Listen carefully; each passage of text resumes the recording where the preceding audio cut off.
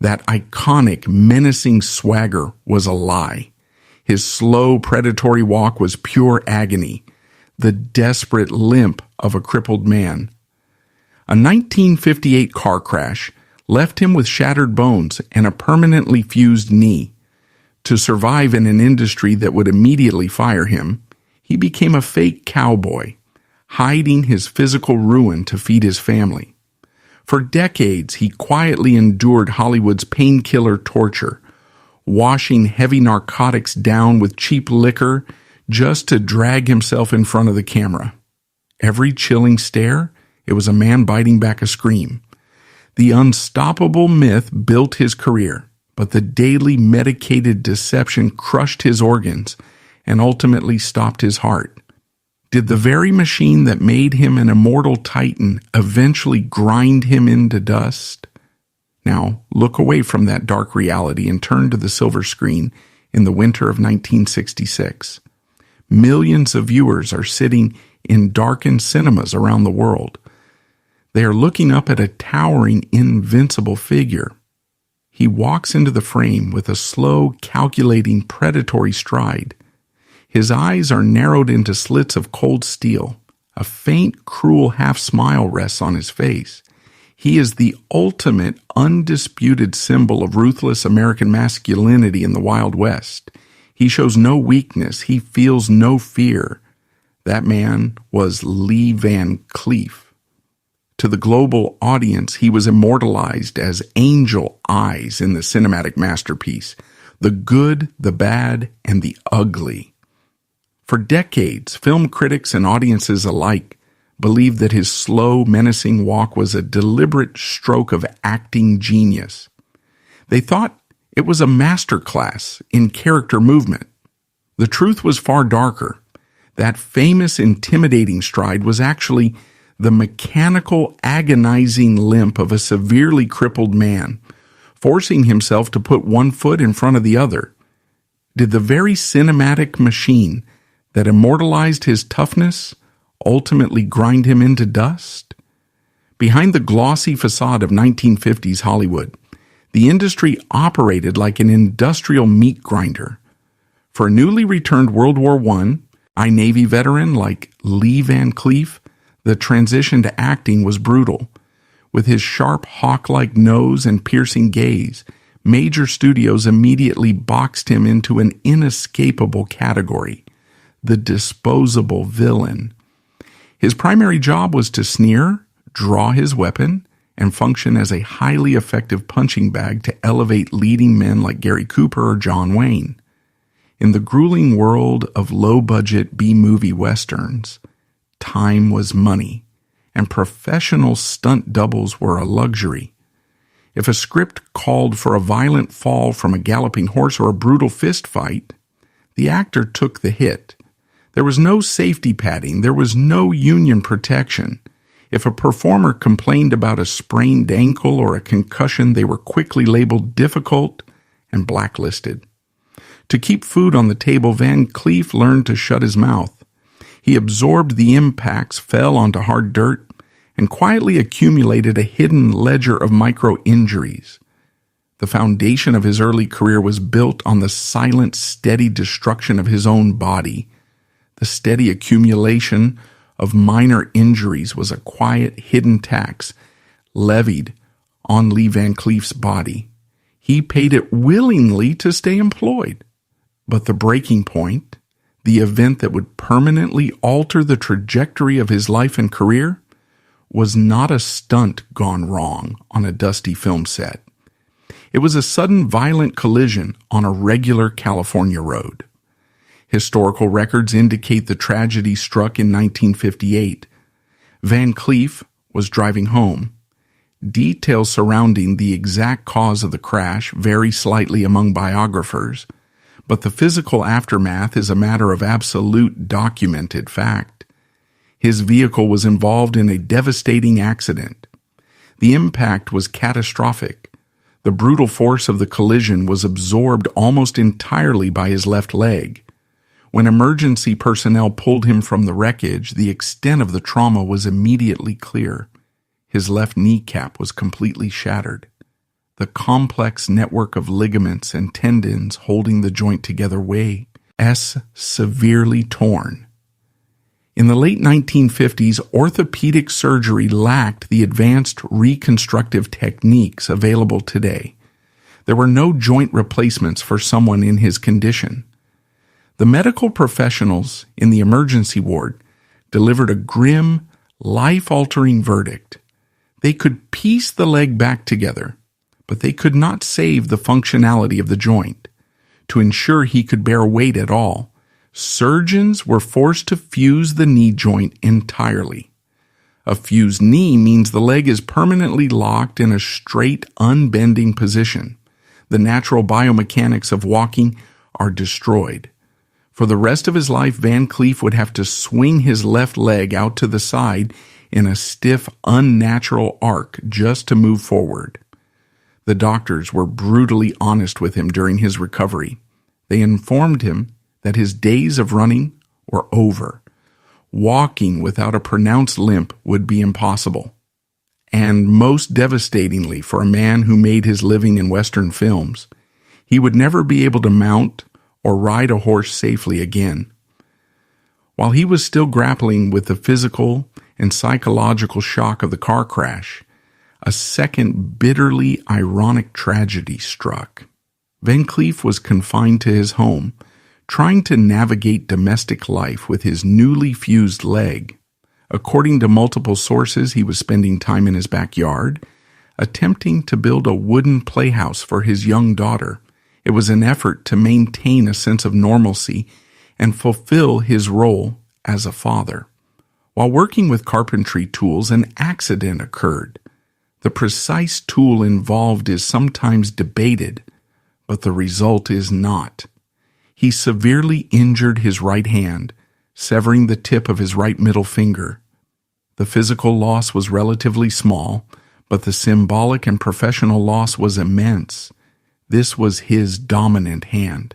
This was the hand he used to hold the heavy Colt revolvers on camera.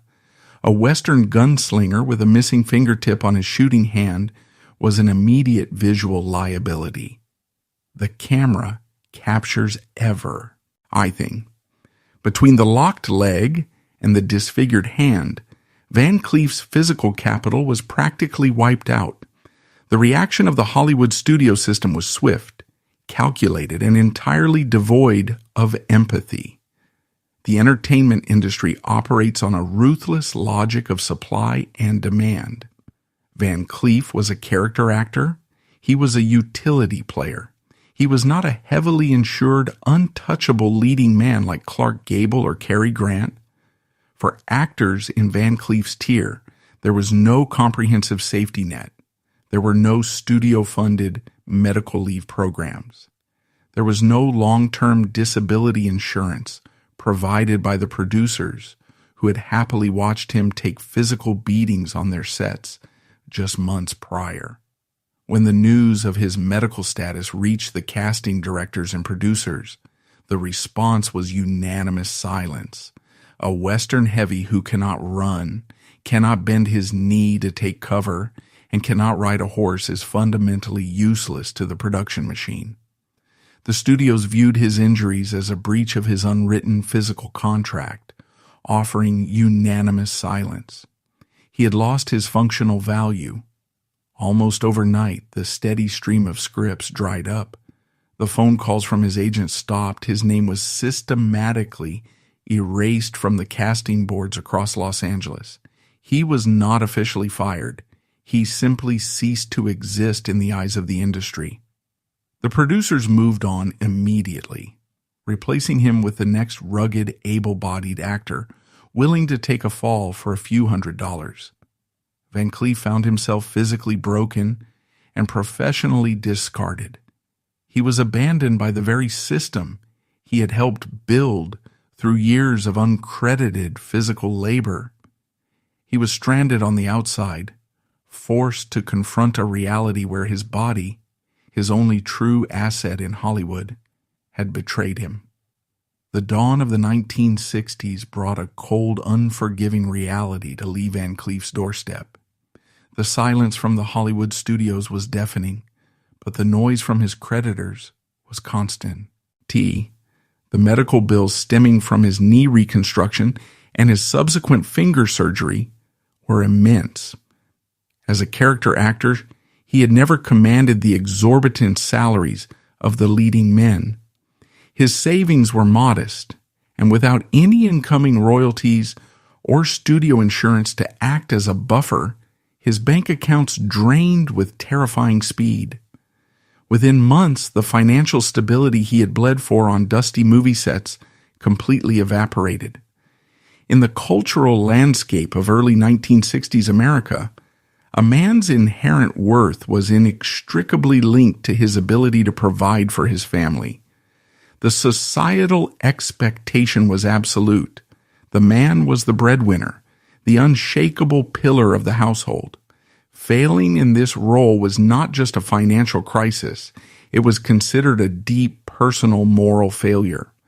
For Van Cleef, a proud Navy veteran who had survived the horrors of the Second World War, the inability to pay his mortgage was a crushing psychological blow. The prospect of eviction hung over his home. He was a father and a husband facing total economic ruin. The luxury of artistic pride vanished. He had to survive. He packed away his tailored studio wardrobe and his glossy promotional photographs. He went to the garage, picked up heavy toolboxes, and re-entered the labor force at the bottom. The former Hollywood gunslinger became a freelance house painter, a general handyman, and a carpenter. Working as a freelance house painter, he faced a new kind of physical toll. He dragged his heavy, fused leg up wooden ladders, relying entirely on his upper body strength just to survive. Balancing on a narrow, shaking rung while trying to paint a ceiling sent shooting sickening pains through his damaged joints. His body, already broken by the film industry, was now being subjected to daily agonizing wear and tear just to earn a few meager dollars an hour. Yet historical accounts from this period suggest that the physical torture was secondary to the psychological humiliation. Van Cleef possessed said a striking, highly recognizable face.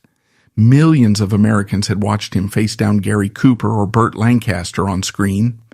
Now, he was the hired help standing in the living rooms of suburban Los Angeles homes wearing paint-splattered overalls. When homeowners recognized him, the interactions were deeply traumatic for his pride. Some offered clumsy, pitying remarks. Others whispered behind his back, treating him as a cautionary tale of Hollywood failure. To protect what little dignity he had left, Van Cleef learned to become a ghost. He kept his head down. He wore wide-brimmed hats pulled low over his eyes to obscure his famous features. He spoke as little as possible, rushing through his jobs in grim silence. The man who had commanded the silver screen was now desperate to remain entirely invisible. Faced with chronic physical pain and professional humiliation, Van Cleef sought an escape. He found it in the bottle. Alcohol became his survival mechanism. Alcohol was a cheap, legally accessible, and socially tolerated anesthetic. A heavy pour of liquor in the evening was the only reliable way to dull the sharp, grinding ache in his locked knee joint. More importantly, the alcohol acted as a chemical blanket for his mind. It temporarily blurred the sharp edges of his depression. It quieted the relentless inner voice that told him he was a broken, discarded failure. It was a quiet, lonely descent into self-medication, a desperate coping mechanism for a man trapped in a failing body. Occasionally, the studios would offer a fleeting, cruel reminder of his past life. A sympathetic casting director or a television producer operating on a shoestring budget would call his agent.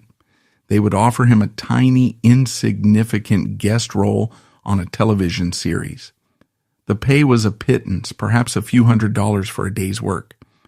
But his financial desperation was so profound that he could never refuse. During brief, low-paying television guest roles, he endured deeply a meaning exercises in survival, aggressively hiding his limp from the crew to pretend he was perfectly capable. When the director called action, the sheer force of will required to perform was staggering. He would lock his jaw, shift his entire body weight onto his good leg, and endure the searing pain of standing straight. He would deliver his lines with the trademark coldness that audiences expected, all while fighting the urge to collapse.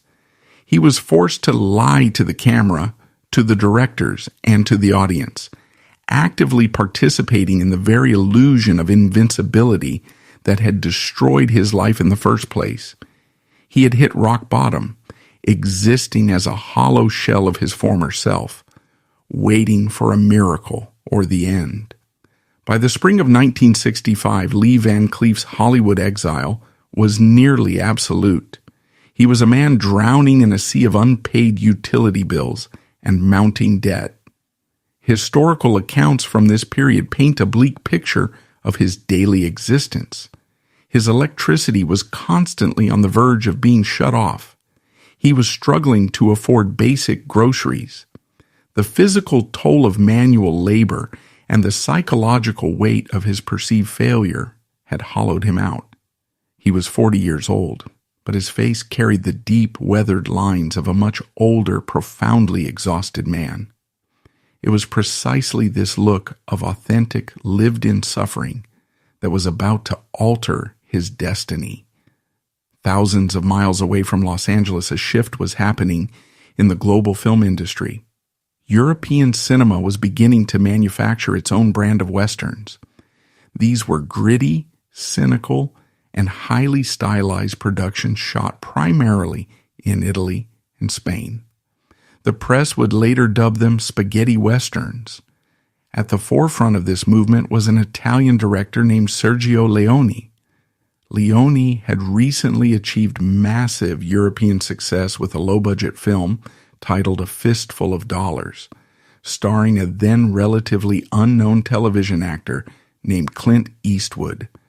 Now Leone was in pre-production, on for a sequel. The film was titled For a Few Dollars More. Leone needed a co-star. He needed an actor to play Colonel Douglas Mortimer, a veteran bounty hunter who was sophisticated, lethal, and undeniably commanding. Leone traveled to Los Angeles on a casting mission. He was not looking for an expensive, heavily insured A-list star. The Italian production budget was incredibly tight. Leone was specifically hunting for recognizable American faces who had fallen out of favor with the major studios. He was looking for men who were desperate enough to work for cheap. When Leone flipped through an Academy Players directory, his eyes landed on a photograph of Lee Van Cleef. The director was instantly captivated by the sharp predatory features. It was exactly the face he envisioned for his ruthless bounty hunter. Leone arranged a meeting. The contrast between the director's vision and the actor's reality was staggering. Leone saw a cinematic killer. Van Cleef was a broke handyman with a crippled leg and a missing fingertip. When the offer was finally placed on the table, it felt less like a career opportunity and more like a ransom payment for his life.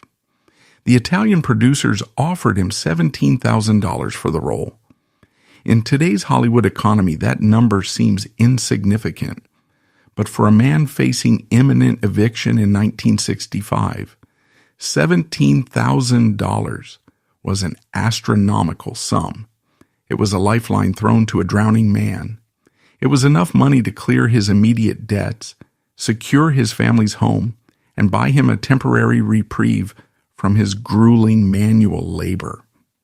According to several biographies, Van Cleef was so financially destitute at the moment of signing that he actually had to ask his agent for a small emergency cash loan just to pay his overdue water bill before leaving the country. However, this financial lifeline was attached to a brutal physical anchor, The contract was not a simple acting gig. It was an uncompromising physical demand. To earn that money, Van Cleef had to fly across the Atlantic to Europe. He had to endure the grueling conditions of a foreign film set.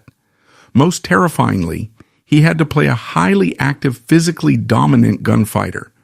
The script for a few dollars more was relentless. It required the character to walk with authority. It demanded rapid, high-stakes gunplay. And above all, it required the actor to ride a horse. This was the terrifying crux of the situation. The script demanded rapid gunplay and horseback riding. For a man with a locked leg, this was terrifying. Riding a horse meant guaranteed excruciating pain. If the horse bolted or bucked, he had no physical mechanism to grip the animal or safely dismount. He was risking catastrophic injury. Yet, he signed the contract. What followed was a dark, mutual deception. Film historians often debate how much Sergio Leone actually knew about the extent of Van Cleef's physical ruin during their initial meetings. Some sources suggest Leone noticed the limp but dismissed it, caring only about the face. Other accounts indicate that Van Cleef actively lied, aggressively downplaying his disability to secure the desperately needed paycheck. He likely assured the Italian producers that his injuries were old, healed, and entirely manageable. The truth is, both parties engaged in a ruthless transaction. The Italian production company was buying a cheap, authentic American cowboy face to legitimize their movie. They did not care about the human cost. Van Cleef, pushed to the absolute edge of financial ruin, was willingly selling his remaining physical health. He was signing a blood contract. He knew exactly what the role would demand of his broken body, but the fear of poverty outweighed his fear of physical agony. He packed his bags and boarded a flight to Europe. He was a man heading toward a physical trial by fire. He was leaving the humiliation of Hollywood behind, only to step into an entirely unregulated, chaotic, and physically demanding production environment in a foreign desert. He had secured his family's financial survival for the year, but the price he was about to pay on the sun-scorched plains of Spain would permanently alter the trajectory of his health. The factory had called him back to the assembly line, and the machinery was waiting to break him down once again. The flight from Los Angeles deposited Lee Van Cleef into a landscape that was as unforgiving as his own physical reality. The production of Sergio Leone's films did not take place in the comfortable, controlled environments of California sound stages. The crew descended upon the Tabernas Desert in Almeria, located in the deep south of Spain. This arid, rugged wasteland was chosen because it closely resembled the American Southwest, but it came with a brutal climate. The environment was aggressively hostile. The temperature routinely soared well over 100 degrees Fahrenheit. There was no natural shade. The wind constantly whipped blinding, choking dust into the eyes and lungs of the crew. In this isolated, sun-scorched terrain, the production schedule was punishing. The European crews worked under vastly different labor regulations than their American counterparts. Work days frequently stretched to 14 or 16 hours. There were no luxury trailers or comfortable resting areas for the actors. Between takes, they sat in the dirt or under flimsy canvas tents, baking in the Mediterranean heat. Into this geographical furnace walked a man whose body was already broken.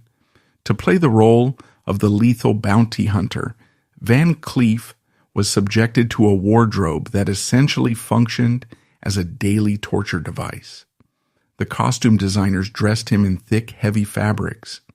He wore a heavy wool suit, a restrictive waistcoat, and a tightly fastened collar.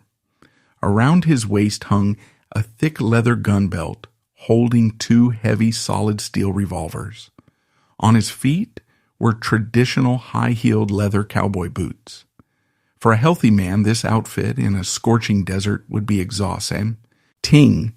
For a man with a fused left knee, it was catastrophic.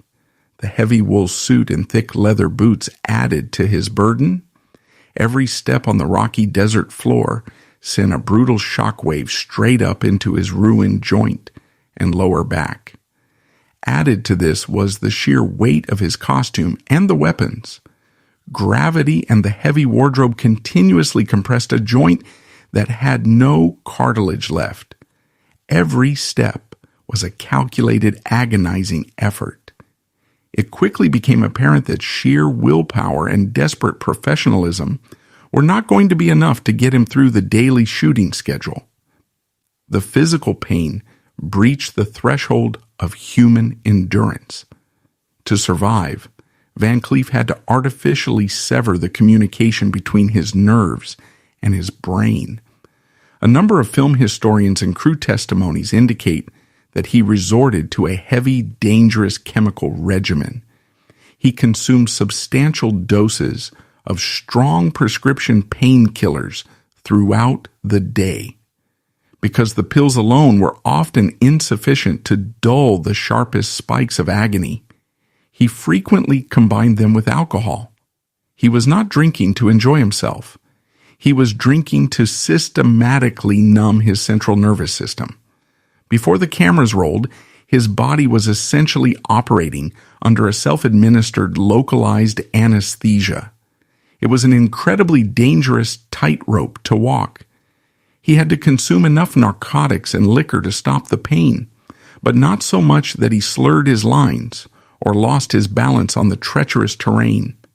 To survive the grueling daily schedule, Van Cleef relied on a dangerous regimen. He took heavy doses of prescription painkillers.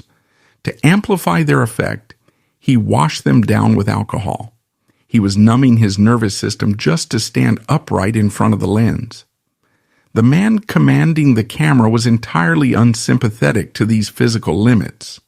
Sergio Leone was a visual visionary, but he was widely known as a dictator on set. He communicated primarily in Italian, using translators to bar KE orders at his American stars. Leone was obsessed with cinematic perfection. He did not care about the physical comfort or the underlying medical conditions of his cast. If a shot required a specific angle, a specific timing, or a specific movement, he demanded it relentlessly. He routinely ordered actors to repeat physically demanding actions 10, 15, or 20 times under the blazing sun until the framing was flawless. The most terrifying demands revolved around the horses. A Western is defined by its equestrian action. For Van Cleef, mounting a horse was a mechanical impossibility without severe pain.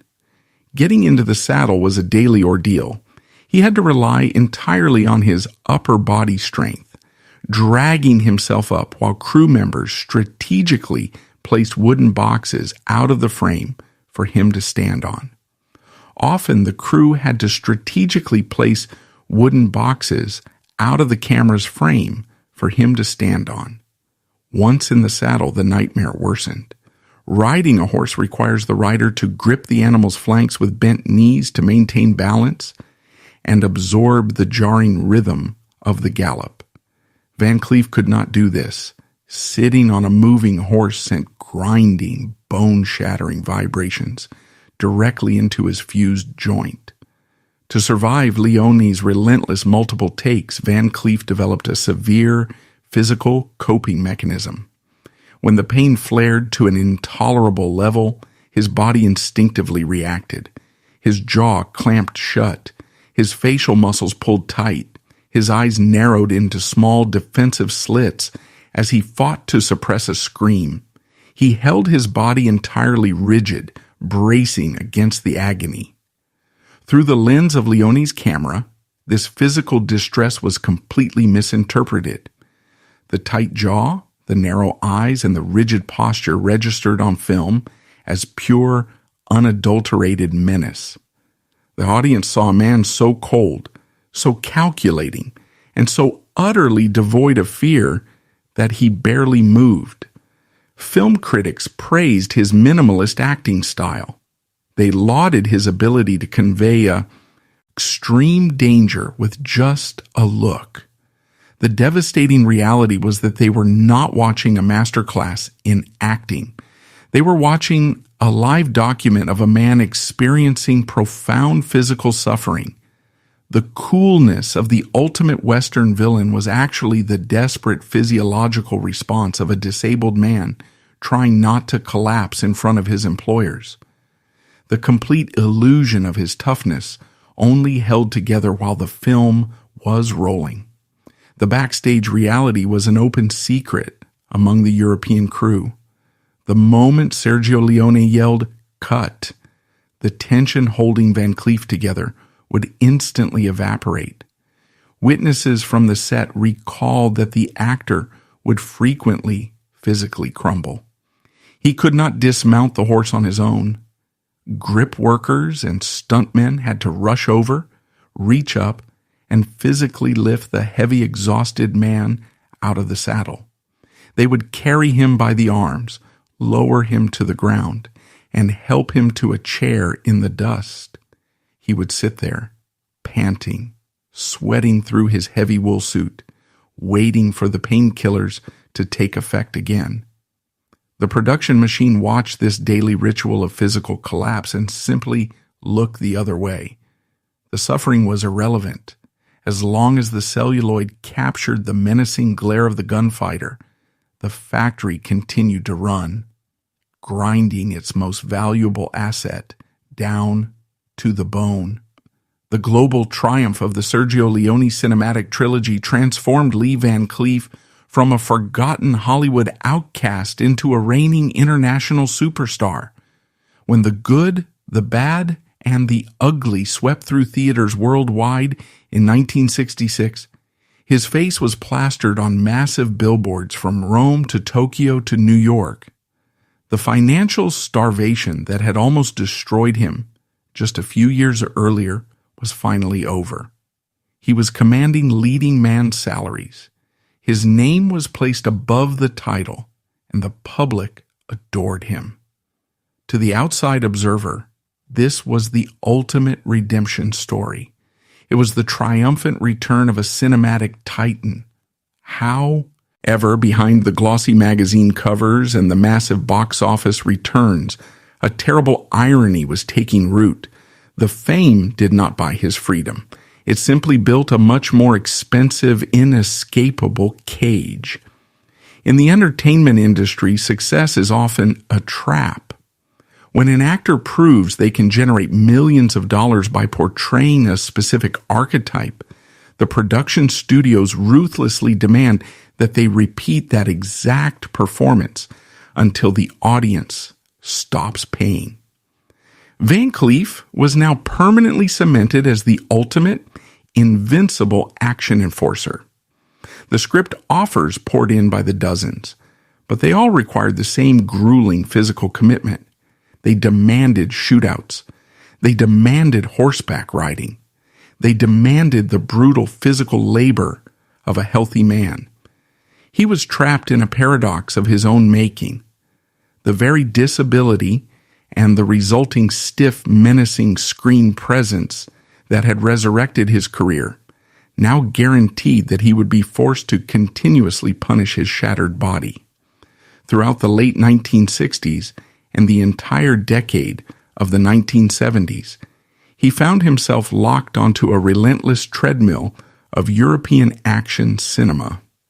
He churned out a staggering volume of spaghetti westerns, starring in titles like Death Rides a Horse, Day of Anger, and the Sabata franchise. The geography of his suffering simply expanded. Instead of just the Spanish desert, he was now dragging his fused knee across rocky terrains in Italy, Israel, and the Canary Islands. The grueling 14-hour days, the heavy woolen costumes, and the unforgiving leather boots remained a constant reality. And because the physical demands never ceased, his desperate coping mechanisms could never be abandoned. This is where the narrative shifts from external trauma to internal devastation. The human body is not a machine that can be endlessly chemically altered without severe consequences. To survive the daily agony of his locked leg and the physical demands of his action roles, Van Cleef had continued his AV daily regimen of strong prescription painkillers. To amplify their effect and calm the psychological stress of his hidden disability, he continued to wash them down with alcohol. For a few years, this chemical armor held him together, but slowly, inevitably, the toxicity began to tear through his internal organs. The liver, tasked with filtering decades of heavy liquor and synthetic analgesics, became severely stressed. His digestive system was ravaged by the constant influx of medication, but the most catastrophic damage was occurring quietly within his chest. The chronic stress, the heavy smoking common to the era, the alcohol, and the sheer unending physical exertion were destroying his cardiovascular system. By the late 1970s, the facade of the untouchable gunslinger was beginning to crack. The deep lines on his face were no longer just character features. They were the visible markers of a failing internal system. His breathing became labored.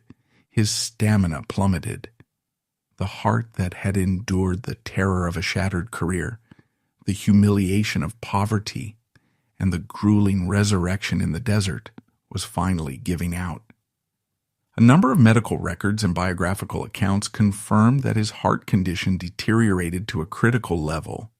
He was suffering from severe cardiac arrhythmias. To prevent a sudden fatal cardiac arrest, surgeons were forced to open his chest and implant a permanent pacemaker. The installation of a machine to artificially regulate his heartbeat should have been the undeniable signal to stop. Any reasonable physician would have ordered immediate, permanent retirement. But retirement is a luxury reserved for those who are free from the financial machinery of their past. Despite his massive success in Europe, the economic reality of his life was incredibly complex. The medical bills for his failing heart, combined with the ongoing treatments for his skeletal injuries, and the high cost of maintaining a star's lifestyle in America, eated a relentless drain on his finances. He was caught in a horrifying cyclical trap. He desperately needed vast sums of money to pay for the medical care required to keep his body functioning.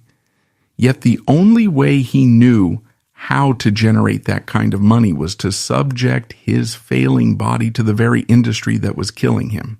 He could not afford to stop. As the 1970s bled into the 1980s, the cinematic landscape shifted. The grand theatrical westerns that had defined his comeback fell out of fashion. Desperate for income, Van Cleef was forced to accept roles in increasingly low-budget, exploitative television and film projects. The most glaring example of this tragic Twilight era was his casting in the 1984 television series The Master. In a desperate bid for syndication money, the producers cast an aging, sick Lee Van Cleef as John Peter McAllister, an American ninja master. The physical demands of the role were utterly absurd for a man in his condition. The behind-the-scenes reality of The Master was a heartbreaking spectacle. Here was a cinematic legend pushing 60 with a fused knee, a missing fingertip, and a battery-operated pacemaker, keeping his heart beating, trying to perform martial arts on television. He was often visibly exhausted on screen. His movements, once slow and deliberate by choice, were now genuinely labored and heavy. The production was forced to rely heavily on stunt doubles, cutting away from Van Cleef whenever any real physical exertion was required. Yet for the close-ups and the dialogue scenes, he still had to endure the long hours, the heavy costumes, and the relentless pressure of a television shooting schedule. He was quite literally dying on camera. The studios, the networks, and the producers watched his rapid physical decline, but as long as his famous face could still sell commercial airtime or move cheap VHS tapes off the rental shelves, they kept offering him contracts. The Hollywood system had clamped a heavy iron collar around his neck when he was a young, desperate actor in 1952. Now, 3 decades later, as an international icon with a failing heart, he was still wearing it. He was tethered to the assembly line, a legendary cash cow being slowly, ruthlessly milked to the very last drop of his strength. The grueling marathon finally reached its absolute limit on December 16th, 1989. At his home in California, the exhausted machinery of his chest completely shut down. He was 64 years old. While medical certificates list cardiac arrest as the clinical cause of death, the unvarnished truth is much harsher. His heart did not simply give out. It finally surrendered to decades of heavy medication, agonizing physical labor, and the suffocating stress of maintaining an indestructible facade. Following his death, the entertainment industry swiftly canonized him, broadcasting glossy tributes to his icy stare. Today, major studios continue to profit from his likeness, marketing him as the untouchable titan of the Wild West. But behind that highly profitable corporate myth lies the dark reality of a working-class veteran who sold his physical well-being piece by broken piece. Lee Van Cleef manufactured an immortal illusion of strength, leaving behind a cinematic legacy built entirely on silent, agonizing sacrifice.